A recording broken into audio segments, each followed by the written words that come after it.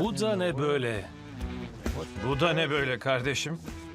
Şuna bir bakın. Vay canına demek istiyorum. Sadece 23 bin kilometrede Kaç Impala. kilometrede? 23 bin. 69 Impala'nın sadece 23 binde olduğunu öğrenmek, inanmak biraz zor. O şeyin sonsuza dek bir kapsül içinde kalması demek. Şuna bakın.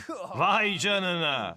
Panele bak Joel. Şuna bir bak. Ah dostum. Panellere bir bakın. Bu arabada en ufak bir pas bile yok. Vay canına. Yeni bir araba gibi. Bakalım parlayacak mı? Parlayacak Joel. Biraz Bakalım. uğraşman yeterli. Vay canına. Tanrım şuna bakar mısınız? Bu arabayı 69'daki haline geri getirmek için gerekli olan tek şey biraz temizlik. Bu çok iyi dostum. Evet. Bu çok iyi. Evet. Terry gerçekten şanslıydı ve orijinal bir 69 Impala buldu. Biz de Impala'ları görüyor. Air Ride, büyük tekerlekler ve benzeri şeyler var. Artık oyuna dahil